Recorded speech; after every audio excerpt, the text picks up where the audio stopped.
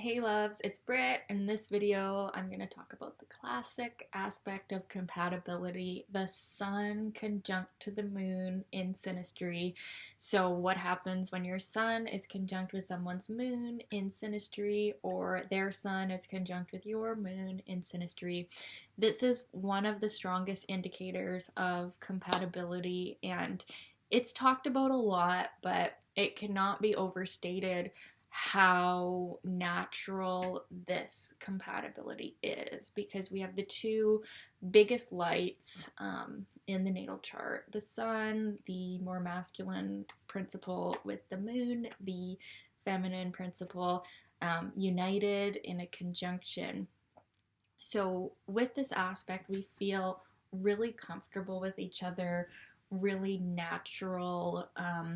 The moon person can really see the sun person as the leader and someone they can trust, and someone that makes them feel really emotionally safe and secure. And the moon can also represent our comfort and, what makes us feel emotionally fulfilled. So the moon person can really see the sun person as someone who can help them achieve emotional sanctuary, basically. Like, they can really feel like the sun person is someone they can naturally partner with, that is going to enhance their life and, really make them happy too.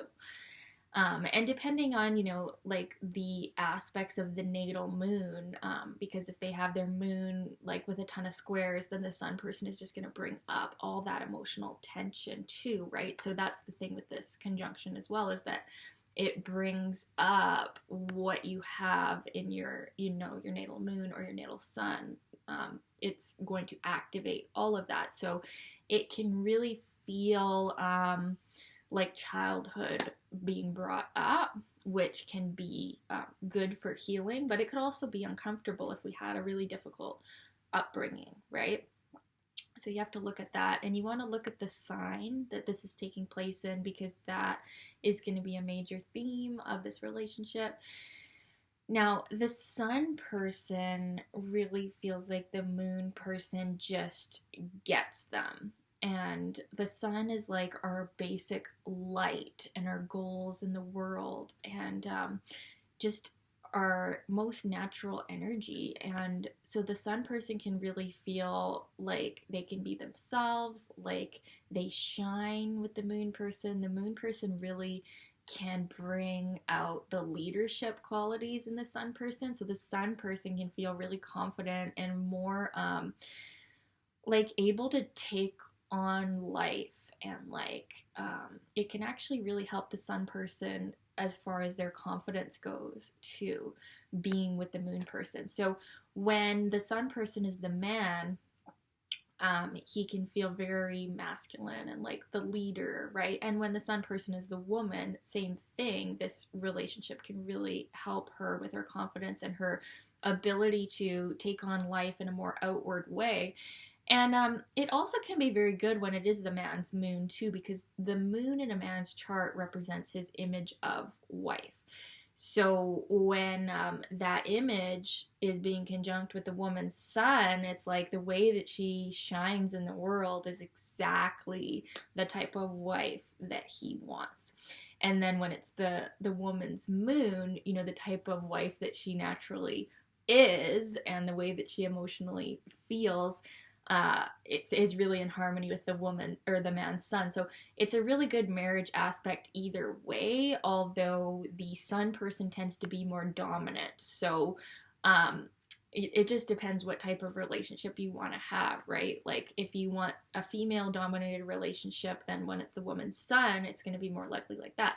When you want a male dominated relationship, then it's the man's sun. That's going to be the more natural mode, right? Because the sun is a much more outward planet. The moon is more how we internally feel. So the moon person can really feel like the sun person helps them express themselves emotionally. Like the sun person can really bring to light all that the moon person has ever felt. And like this one is just the best way to describe it is just a super natural, comfortable bond. We also like the natural habits of each other is really compatible. Like the way that they live their life, it makes us feel really safe and secure. And like so it's natural for marriage because like the way that you eat and the way that you know get ready for work in the morning, or you know like these simple day-to-day actions are kind of favored here. So the compatibility is so strong because we just naturally partner well. Like the way that we like to do stuff, the way that we feel, it's very easy and natural. So this is why this is one of the strongest aspects to have in synastry, because we work together well, right? And it's really a good aspect to have. But like I said, whatever the natal placements have going on, those aspects are going to be brought up in this relationship. So if you were born with many difficult aspects to your moon and then you come and you have someone's sun conjunct it, it's going to be uncomfortable. So then you would maybe not prefer this aspect. Or if you do like this aspect, it's because it's allowing you the growth to really heal those patterns, right? And same with the sun person, you know, whatever is going on with their natal sun, this is a major theme of this relationship, right? So that could be why this aspect could be difficult. It depends on the natal energies and what's actually being brought up here. So, but overall, it's a really comfortable and good aspect to have. The conjunction is the most powerful aspect to have.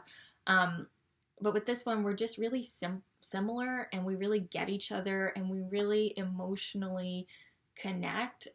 Whenever the moon's involved, there's a strong emotional component to the relationship. So the moon person really wants to nurture the sun person, and it could even show up like the moon person wants to like cook for them, or like be like the kind of wife energy to the sun person, so the sun person can feel more capable and you know more taken care of to go out there and be successful in life. So it's quite a natural bond for you know husband and wife, because they just really get each other. They really are compatible in one of the strongest ways possible. So what else the energy of family is really brought up. Like they can relate as far as like their families being brought together in this union, or just talking about their family a lot, or talking about their childhood a lot. There is a kind of theme of home and family with this one as well. And it's not an overly like sexual aspect, although it could be, just because of the strong levels of comfort. Like it's easy to have good sex with someone that you feel really emotionally safe with, especially for a woman.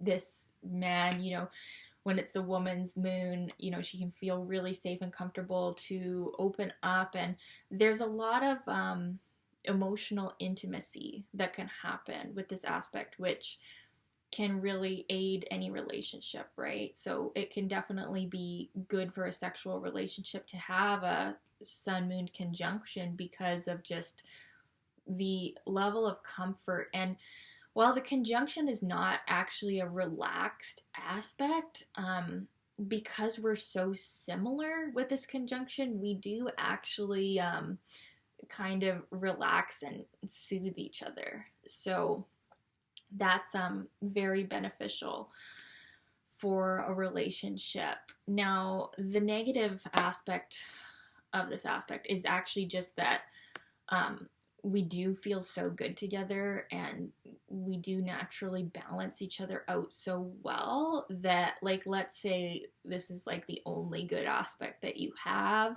um and then there's all these like tense Uranus Pluto squares or something.